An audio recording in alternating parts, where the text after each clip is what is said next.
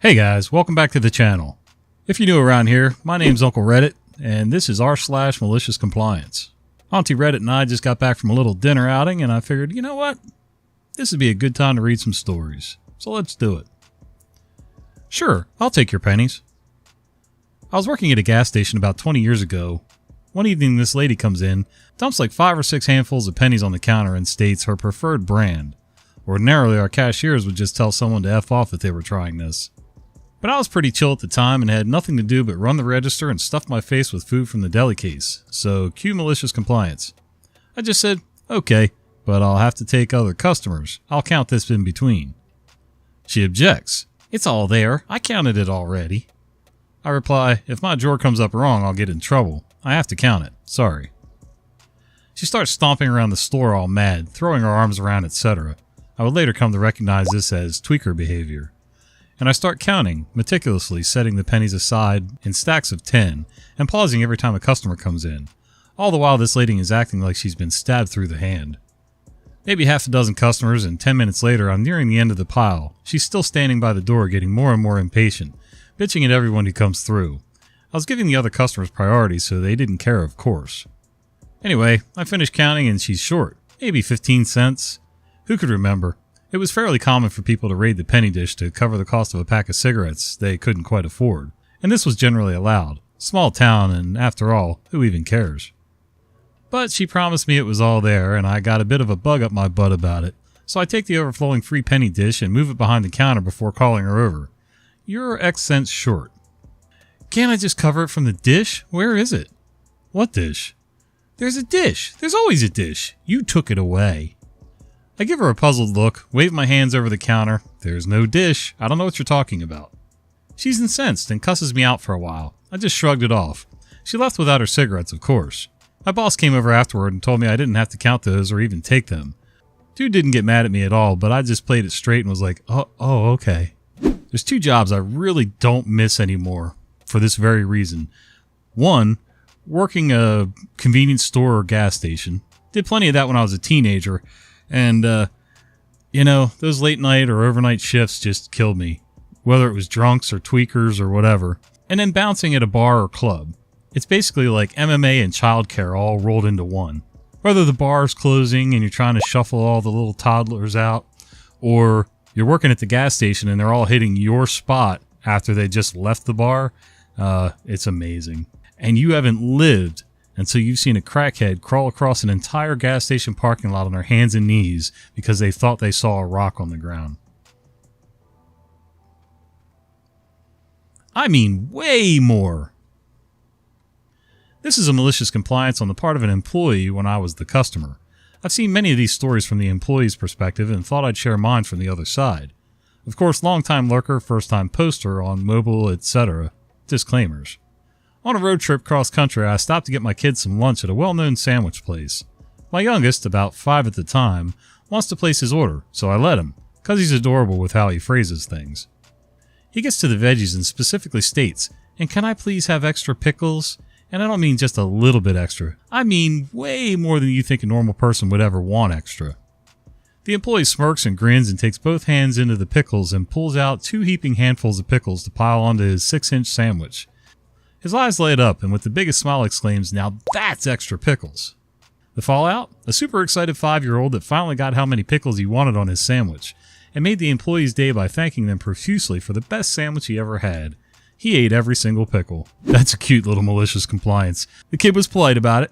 He wasn't rude. He wasn't Karen-like or Kevin-like or whatever. And the employee was being a good sport about it, and yeah, everybody's happy.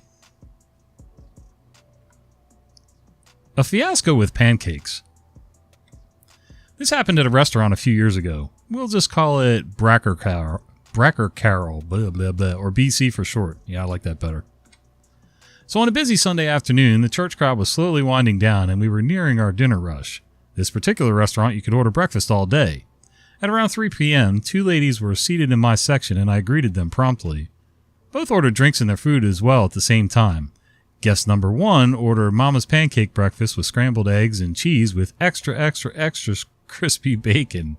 Guest number 2 ordered the grandma's sampler with scrambled eggs and cheese with extra crispy sausage, bacon, and ham. I put their order in exactly as they ordered and told the cooks how they said they wanted to see no pink anywhere. Cooks made the food. I expedite and bring out their meal. Everything looks the way they ordered it. Charcoal, bacon, sausage, and ham. I set the food down and they immediately start running me.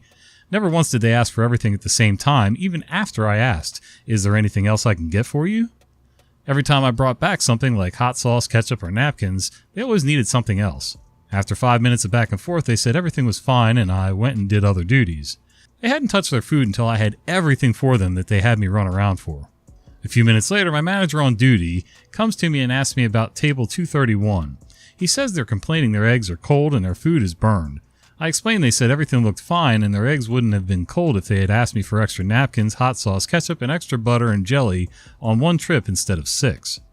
He goes back and forth with them and they're adamant they are not paying for the eggs or bacon and are only paying for the pancakes. Cue malicious compliance. The grandma's sampler comes with 2 pancakes, a sampler of meats, eggs, and a side of your choice for $9.99. 2 a la carte pancakes are $7.99, so $2 off for all of you math geniuses out there. Mama's pancake breakfast comes with 3 pancakes, eggs, and your choice of meat for $7.99. 3 a la carte pancakes are $9.99, which is obviously $2 more than the breakfast. Manager on duty hands the receipts to each lady and both stop him before he can walk away. G2 is complaining she's paying $2 less than what her breakfast would have cost and she felt that wasn't a good enough discount. G1 is complaining because her meal is now more than what it was before.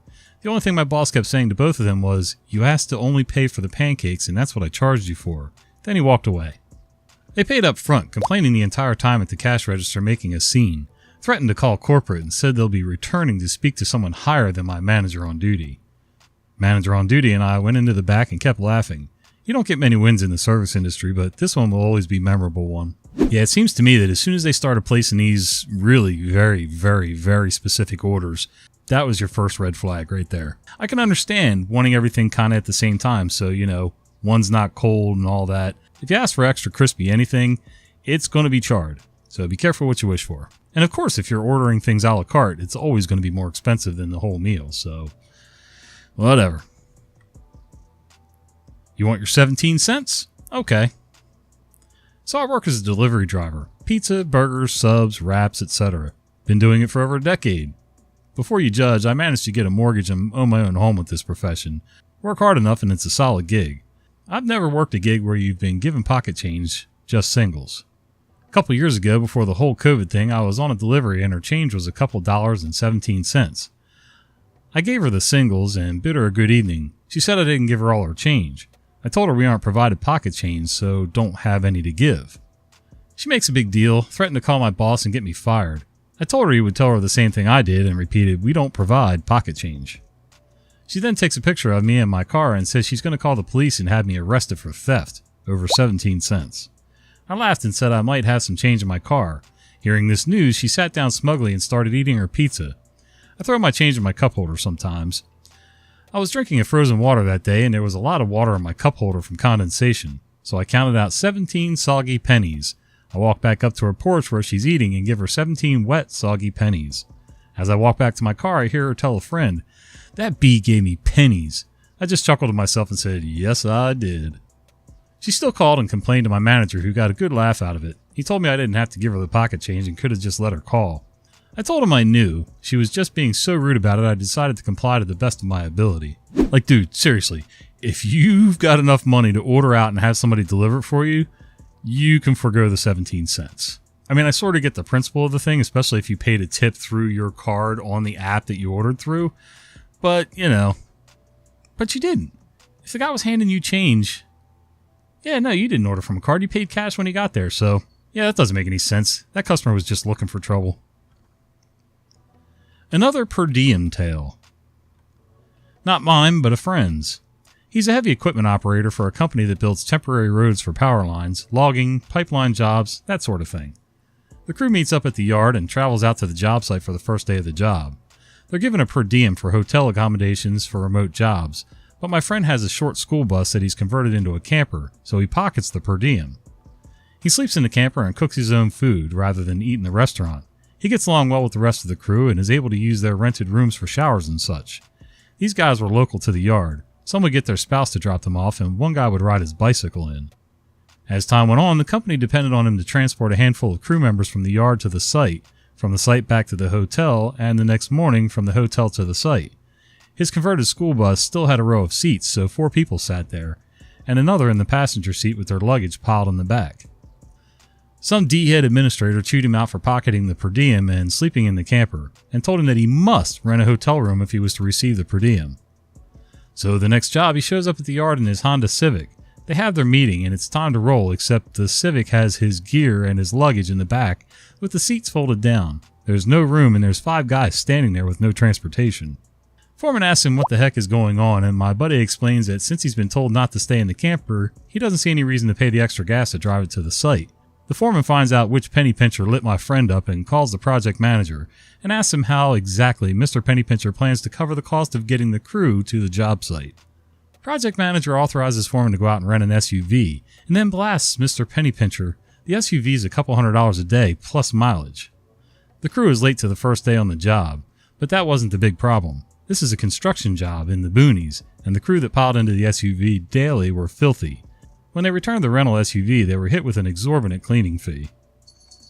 The next job, foreman told my friend that he was now okay to sleep in his camper and pocket the per diem. My friend said that he rather liked staying in the hotel room. He was fine with it, but since he was saving the company the cost of the rental SUV, if they bumped his per diem up, he'd be happy to chauffeur the crew. They did. Yeah, I've had project managers like that before. I never tried to stay in a trailer myself or a bus or camper or nothing, but I know other people that have. Overall, these people are saving you money.